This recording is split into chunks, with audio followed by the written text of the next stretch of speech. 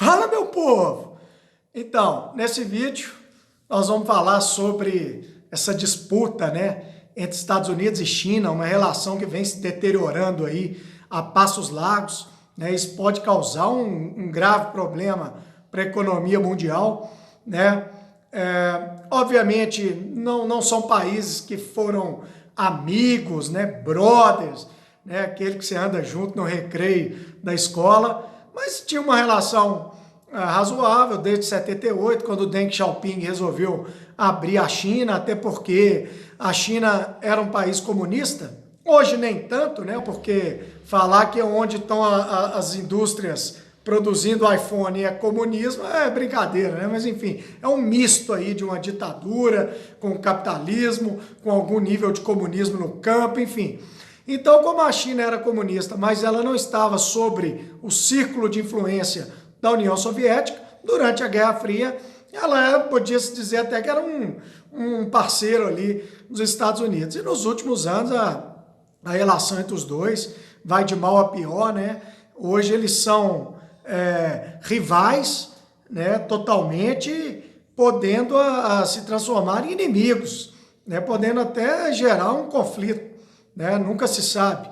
Principalmente porque são dois países extremamente nacionalistas, né, os Estados Unidos comandados pelo Trump, que é uma pessoa que é American First, né? É óbvio que o presidente americano, gente, ele tem que olhar primeiro o lado dos norte-americanos. Mas você não pode, num mundo globalizado, olhar só o lado do seu país. Isso não existe, né? Então você tem que ter um olhar humano, um olhar que abranja o mundo todo, porque o bom para o mundo é o bom para todos os países também, né? E o Trump, que é um governo que eu acho horrível, né, em todos os sentidos, até vinha bem economicamente, mas com a pandemia né, virou farelo, né? Todo o discurso de Trump, é um cara que lidou muito mal com o coronavírus, enfim. E o Xi Jinping também não é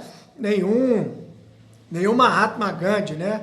Também é um camarada nacionalista que quer impor realmente os interesses chineses mundo afora. Então são dois lobos, né? É cobra comendo cobra. É sempre bom deixar isso claro para ninguém achar que eu vim aqui defender Donald Trump, pelo amor de Deus, muito menos o governo ditatorial chinês.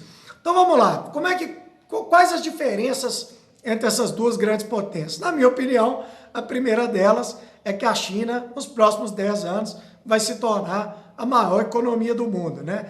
Você pode achar que não, parceiro, mas isso bate e bate forte na mente dos Estados Unidos, que já são aí há um século o maior PIB mundial. Então eles vão perder esse posto, é algo inexorável, não tem o que eles possam fazer, né? Estados Unidos ali com 300 e tantos milhões de habitantes, a China já com 1 bilhão e 400, uma economia com uma logística fantástica, enfim, e não vai ter como segurar, não. Então eles vão ser a maior potência econômica do mundo, os chineses são hoje o terceiro exército mais poderoso, perde para a Rússia e para os Estados Unidos, mas também estão subindo aí rapidamente, estão com um projeto aí de uma frota naval gigantesca, enfim, também vai se transformar logo na segunda maior potência do mundo, né, militar. Só ainda não é, na minha visão, porque não tem a quantidade de ogivas nucleares que a Rússia tem, mas enfim,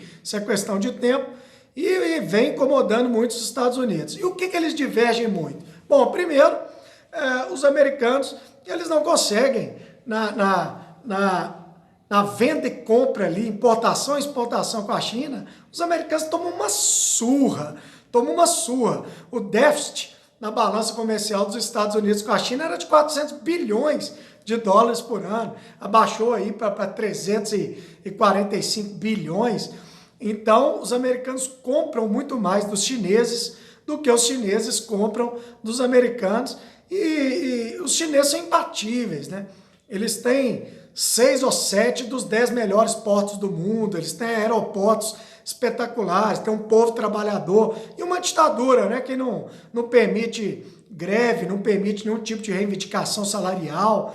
Então, realmente é muito mais fácil produzir na China com impostos baixos do que nos Estados Unidos. Então, esse déficit vem incomodando muito. Em 2018, foi um ano em que tiveram início aí elevações de tarifas entre as duas potências, né, para diminuir o que cada uma comprava da outra. Isso aí prejudicou o mundo todo, porque o que a China produz, nem todos os componentes são chineses. Às vezes vem de um outro país, vem do minério de ferro aqui do Brasil, e prejudicou a economia do mundo todo, essa disputa comercial entre Estados Unidos e China. Outro ponto, aí eu acho que essa disputa por PIB e por comércio é a principal. E ela gera, né, uma espécie de uma guerra fria, né, que são espetadas que um país fica dando no outro. Então tem, por exemplo, a questão de Hong Kong. Né, Hong Kong era um território que ficou sob o domínio do Reino Unido por praticamente ali um século e meio. Foi devolvido à China em 1997. Então Hong Kong nunca se acostumou a ser governado por um país ditatorial, sempre teve a sua autonomia, e nos últimos anos, né, o governo do Xi Jinping, de Pequim, ele vem querendo diminuir, né, essa autonomia de Hong Kong. Ele vem querendo pautar as eleições, escolher os candidatos, né, e implementou algumas leis aí, permitindo que uma pessoa presa em Hong Kong pudesse ser julgada na China, né? Imagina, que dureza, né? Você, num território ali com toda uma tradição democrática, sendo julgada pelo governo de Pequim.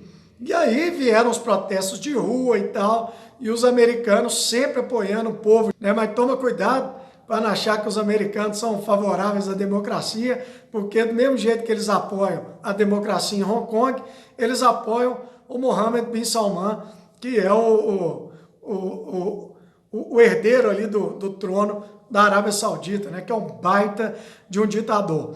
E aí a China, ela ameaça acabar com essa autonomia de Hong Kong, e os americanos, por sua vez, eles ameaçam retirar de Hong Kong alguns privilégios comerciais que Hong Kong tem, que a China não tem, em relação aos Estados Unidos. E a China precisa de Hong Kong, né, para poder exportar parte da sua produção com essas vantagens, enfim. Então é mais um problema entre os dois. Tem a eterna questão de Taiwan. Taiwan é uma província para onde os derrotados na Guerra Civil Chinesa foram, né? O pessoal ali do Chiang Kai-shek. E Taiwan se autoproclamou um país democrático e independente, e a China sempre afirmou que Taiwan pertence a ela. E os americanos não cansam de vender armamento para Taiwan, para que Taiwan se defenda da China, né? Então é um problema, os americanos apoiam a independência de Taiwan, e Pequim fala que Taiwan pertence à China, enfim, mais um problema. Outra questão, o Washington denuncia que os chineses estão prendendo 1 milhão de muçulmanos, né, da etnia uigur, né, ali na região de Xinjiang, e segundo os americanos, 1 milhão de muçulmanos dessa região estão presos em campos de concentração, né, que eles chamam de campos de reeducação política, né, que seriam campos onde os chineses adequam alguns de seus cidadãos para que eles entendam como funciona a política chinesa. Então os americanos falam que é tipo prisões, né, são tipo prisões, e os chineses falam que são locais de cursos profissionalizantes. Então tem 1 milhão de pessoas aí que o mundo tem que olhar por elas para realmente averiguar o que está acontecendo lá dentro do território chinês. A China é um país que não tem uma religião formal, e ela tem realmente muita dificuldade de lidar com outras religiões, principalmente muçulmanos, né, que já tem uma característica ali de separatismo, como na Chechênia, enfim. Porque a China até tolera algumas religiões asiáticas, né, o confucionismo, que é uma espécie de frases com ensinamentos de vida, taoísmo, shintoísmo, enfim. Mas o islamismo, a China tem alguma aversão. Outra questão também é a questão do mar do sul da China ali, né? O mar da China meridional. A China disputa ali a posse pelo mar e suas riquezas com alguns vizinhos. Inclusive, já falei isso em outros vídeos. A China, ela faz aterros e cria ilhas artificiais, né? Para poder, a partir dessas ilhas, poder falar que o mar em torno delas pertence à China. Porque toda ilha, ela gera um mar ao redor, como posse do país que tem aquela ilha. Então a China, ela cria ilhas para, a partir das ilhas, reivindicar a posse sobre quilômetros de mar. E por último, né, que é uma questão que todo mundo está vendo aí, é a questão do coronavírus.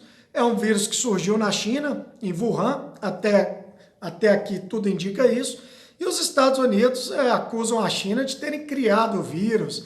Vai me desculpar aí, gente, pelo amor de Deus. Não acredita nisso não, isso é mero mito, né? Já saíram inúmeros artigos, que não são chineses, tá?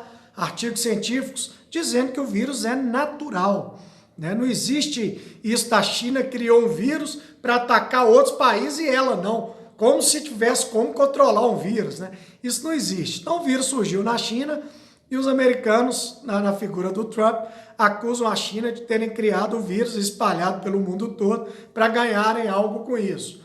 E os americanos, com 140 mil mortes, pelo menos até agora, eles têm que achar um bode expiatório para explicar a sua ineficácia para conter o vírus, algo muito parecido com o que vem acontecendo no Brasil. Então aponta o dedo, acusa a China, né? É claro que o vírus surgiu na China, mas eu acredito que você não vai culpar o vendedor lá do mercado, lá em Wuhan, né, pelo vírus.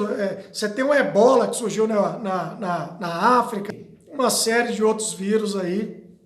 E eu acho que a culpa chinesa, ela está no fato dela ter tentado esconder ali no início, e ali poderia ter abafado o vírus e não a informação sobre o vírus, e ter causado um dano colateral menor ao mundo. É um país ditatorial, escondeu informações e por isso realmente ela deveria ser punida. Agora, falar que ela criou o vírus e tal, e muita gente me pergunta assim, por que então na China morreram 5 mil pessoas, né, enquanto os Estados Unidos morreu 140 mil? Bom, são duas coisas. Primeiro que as informações lá são truncadas, esse número de mortes pode ser bem maior, né, do que 5 mil, mesmo sendo maior, não chega nem perto de Itália, Reino Unido, Brasil e Estados Unidos. E é fácil entender, é uma ditadura, né? Então lá, ditadura é uma coisa muito ruim, mas para se controlar uma pandemia se torna uma coisa favorável. Você manda a pessoa ficar em casa, pronto, lockdown de 2, 3 meses em Wuhan e ninguém sai de casa e pronto.